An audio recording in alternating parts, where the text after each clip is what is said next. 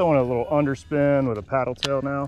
Try to see if we can catch these fish. It seems like they might be chasing bait. It's kind of the time of the year for it anyway. Temperatures are starting to lower a little bit, so the bass tend to want to chase bait to get a little thickened up for the winter. So we're gonna see what we can do with this paddle tail. Hopefully we can get a bite going. It doesn't seem too promising quite yet, but stay tuned and we will see what we can do for you guys.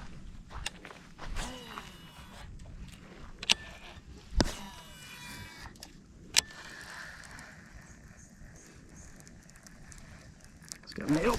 Oh, it's got hit twice right there, missed it.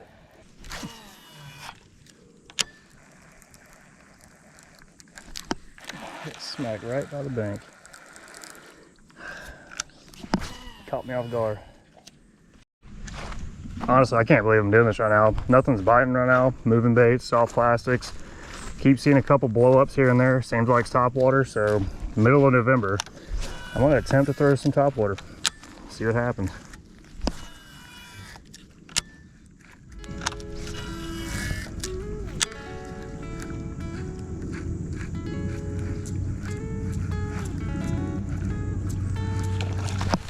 No way, dude. No freaking way. My goodness, dude. I can't believe topwater was the move on this. Oh, he destroyed my frog too. Absolutely wrecked my frog.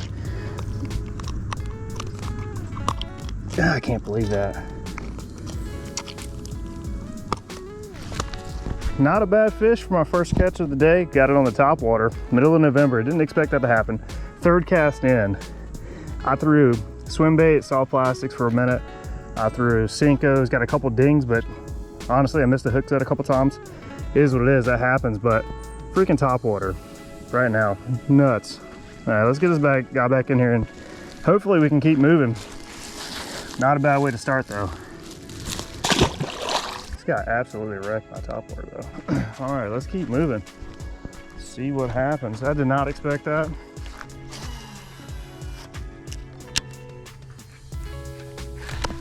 Another one on the topwater.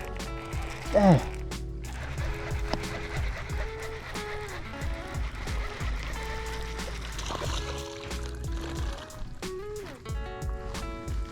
Not a big one at all, but you know, I'll take what I can get now. It's been a little bit of a struggle this morning. Been out here for about an hour and a half with pretty much no bites. And then two like that in 5 minutes on topwater. Completely unexpected. Another dink, but hey, take it, dude. Just gonna keep grinding it out. I'll cast back in that same little spot and see if they're stacked up over there at all. Little corner might be hot right now. Oh, I had a hit right there, dude. I was reeling in. I shouldn't have terminated that cast. No.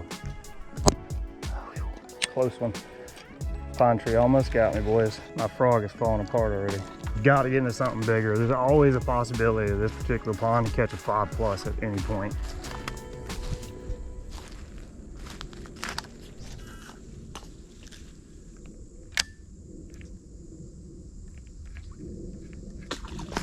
No way. Oh my gosh, I can't believe I missed that. Stuckies, stuckies, stuckies.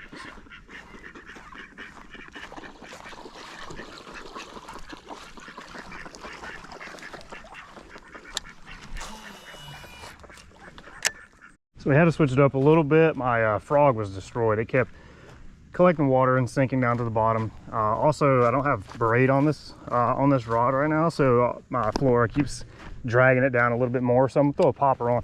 I've never been a popper kind of guy, so give it a shot. See what happens.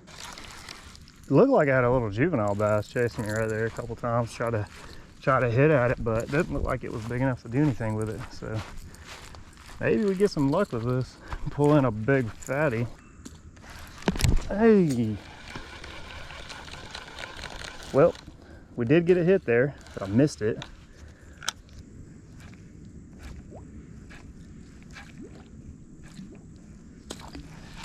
Oh, we got hit right there. Another miss though.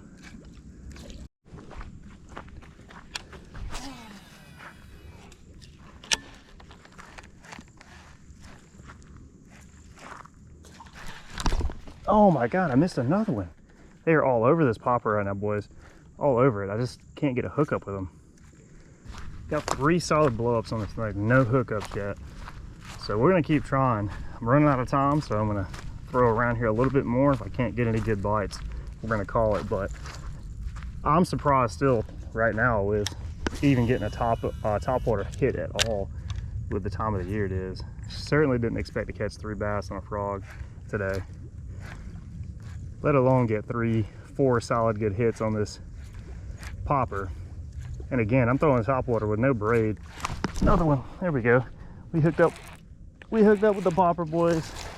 We hooked up with the popper.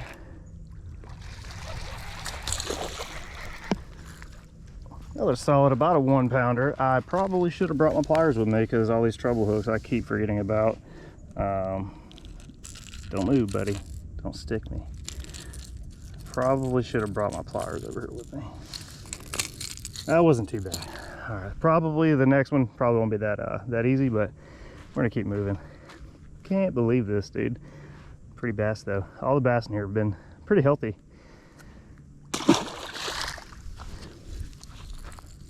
What a day. What a freaking day, boys.